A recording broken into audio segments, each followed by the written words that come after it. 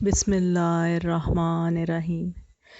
مدینے والوں کا یہ چلن تھا، وہ کہتے ہم محرم کا چاند آسمان پر نہیں دیکھتے تھے بلکہ امام جعفر صادق علیہ السلام کے گھر سے بلند ہونے والی آہو بکا، گریہ و زاری کی صدائیں ہمیں بتا دیتی تھیں کہ محرم کا چاند طلوع ہو گیا۔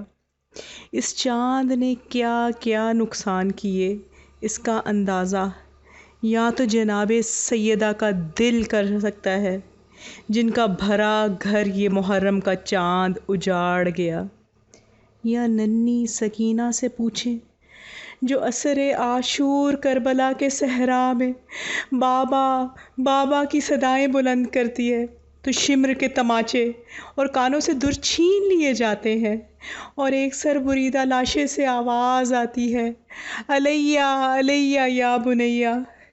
بی بی زینب کے لیے بھی یہ چاند اجڑنے کی خبر لایا۔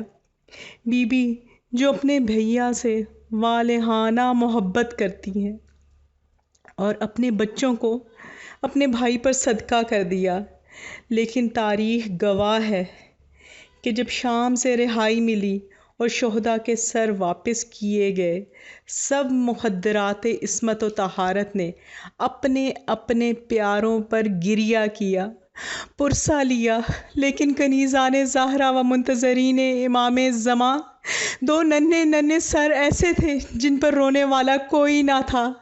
شام کی عورتوں نے اہل حرم سے دریافت کیا، ان بچوں کی ماں مر گئی؟ یہ چاند کیسا ہے اور اس کی نحوست کیسی ہے؟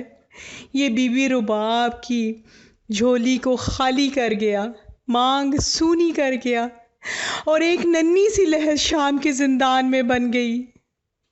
کچھ ہستیاں ایسی ہیں جنہوں نے اپنی نسل، اپنی پوری نسل امام وقت مولا حسین پر قربان کر دی۔ بی بی ام البنین جن کو اللہ نے 4 بیٹے دیے، اسی لیے انہیں ام البنین یعنی بیٹوں کی ماں کہتی تھیں، لیکن میں قربان جاؤں کہ وہ 4 بیٹے مولا حسین پر قربان ہو گئے۔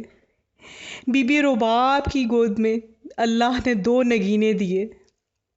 6 ماہہ علی اصغر عصر عاشور اپنے بابا کی حل من ناصر ینصرنا کے استغاثے پر اپنے آپ کو جھولے سے تپتی ریت پر گرا دیتا ہے، جیسے کہ اپنی زبان بے زبانی سے کہہ رہا ہو بابا میں بے شک سب سے کم سن ہوں، لیکن میں نصرت میں کربلا میں سب شہیدوں سے زیادہ آپ کی مدد کروں گا۔